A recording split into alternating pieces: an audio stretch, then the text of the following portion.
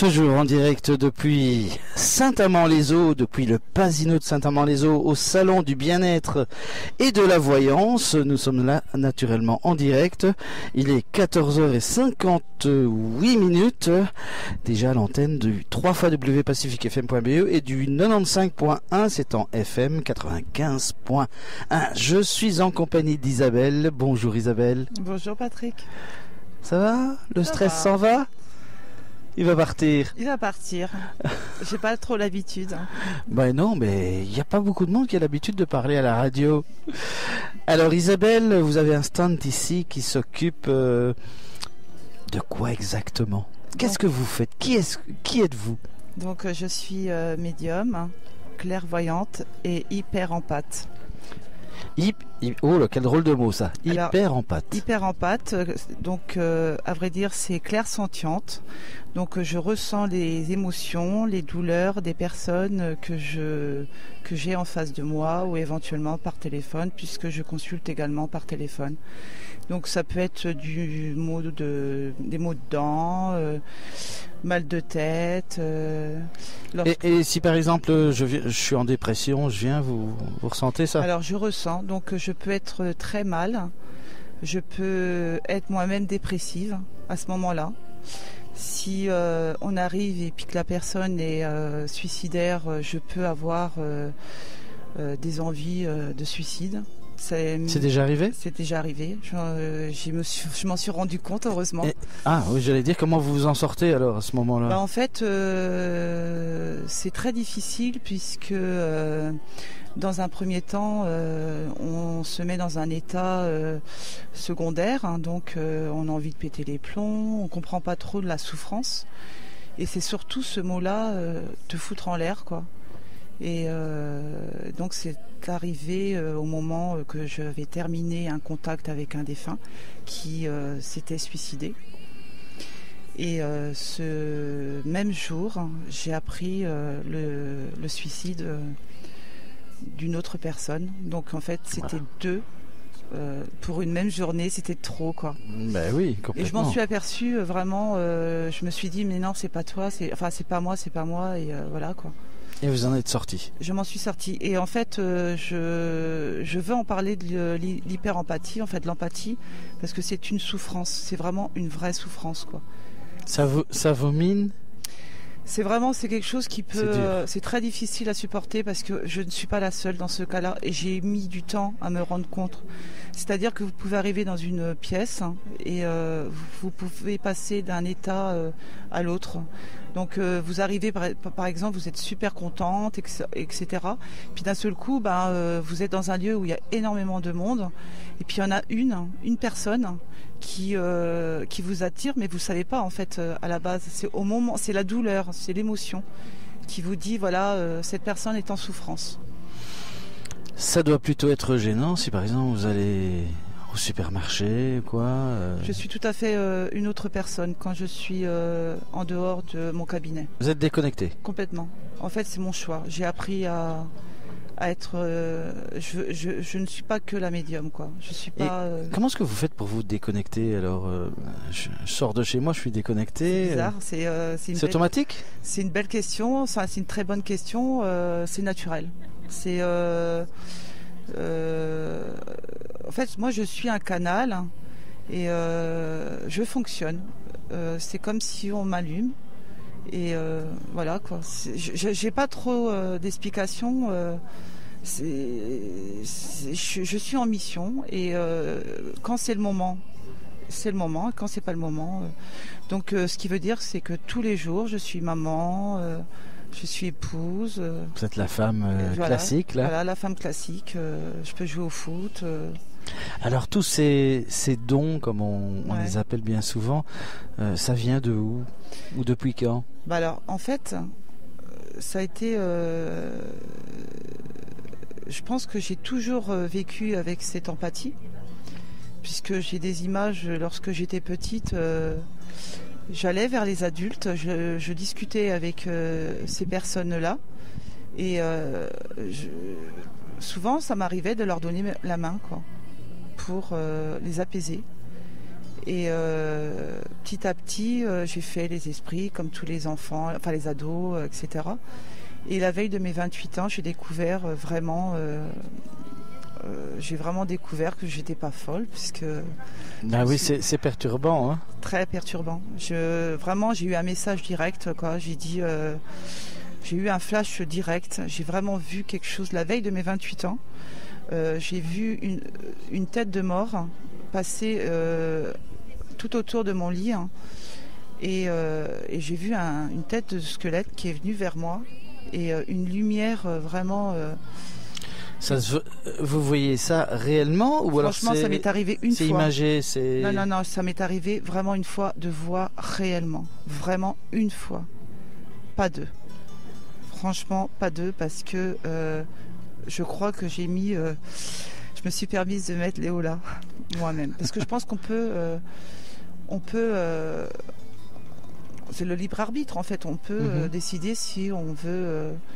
Alors... médium, on ne peut pas y échapper. Par contre, moi, les contacts avec les défunts, c'est par la pensée. C'est automatique aussi? Vous faites une connexion et ça vient directement? C'est automatique. C'est automatique. On peut parler là tout de suite de une personne de votre entourage et je peux la voir. Quelqu'un de décédé. Hein, quelqu'un de décédé. Ah ben on peut y aller peut-être pour faire un test à la radio. Ça va. Si ça vous dit ou pas. Je dis ça pour le stress de la radio, naturellement. Hein. Non, mais en fait, moi je vais vous expliquer quelque chose. Je pense que le contact avec les défunts, on peut le faire. Mais c'est d'abord un respect. C'est-à-dire que moi, j'appelle pas. Je fais pas appel à eux, quoi. Donc là, ils savent que je suis en direct avec vous. Oui.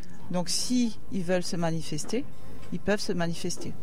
Mais moi, je ne fais pas appel. Je ne fais pas. Vous attendez que ça vienne. Mais si quelqu'un vient chez vous et demande, voilà, est-ce que vous pourriez contacter on peut le faire, mais en fait, lorsque les personnes prennent rendez-vous avec moi, au départ, je n'ai pas trop voulu faire les consultations de contact avec les défunts.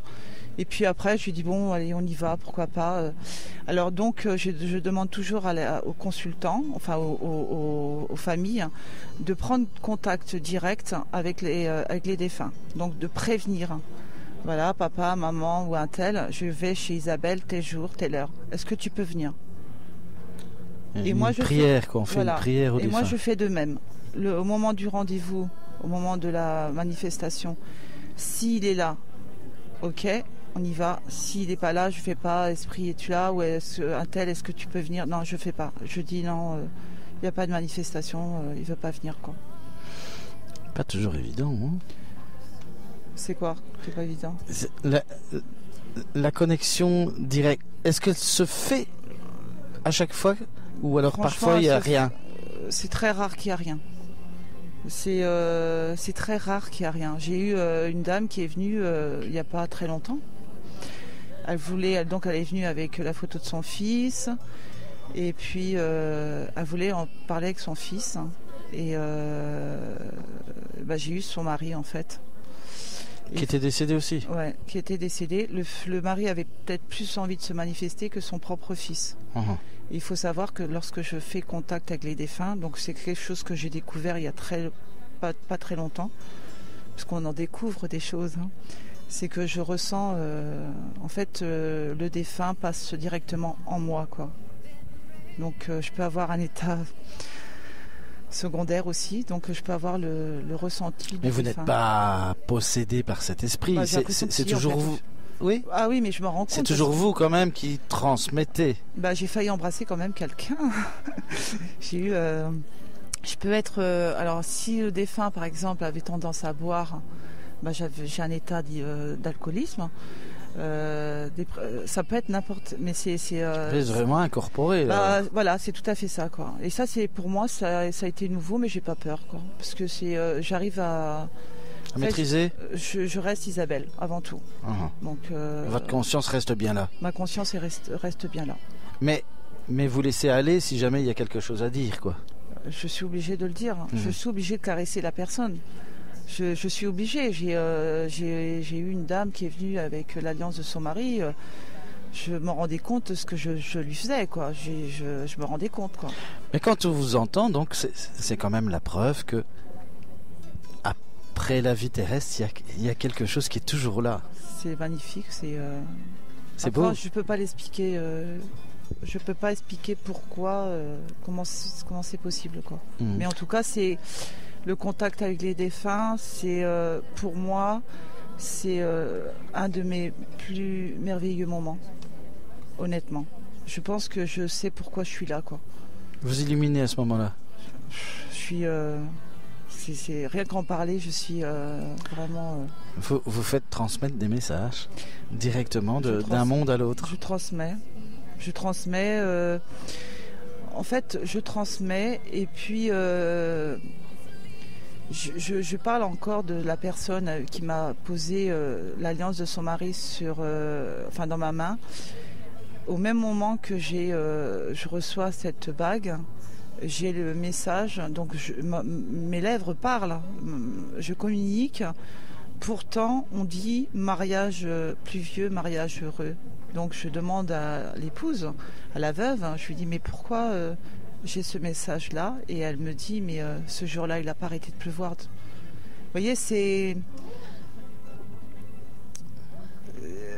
On n'a pas plus d'informations parce qu'ils nous disent pas tout. On nous révèle pas. Comment êtes-vous certain que c'est la personne qui est demandée qui est là et c'est pas... Oui. Je le ressens.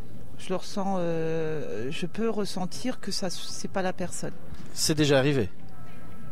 Mais vous en êtes consciente alors là. Vous le sentez. Je suis consciente que ça peut ne pas être la personne. Voilà. En fait, on ne pose aucune question. Et on laisse parler. On laisse parler. Pas mal, hein? Isabelle, alors on peut vous retrouver sur Internet? Il y a un site Internet? Oui, j'ai un site Internet, donc contact isabellemedium.com. Oui, donc vous tapez ça dans Google par exemple si jamais vous n'avez pas la dénomination exacte. Contact espace Isabelle espace médium.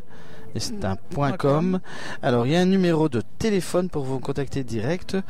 Donc pour nos amis français 07 81 42 39 50. Je vais le répéter.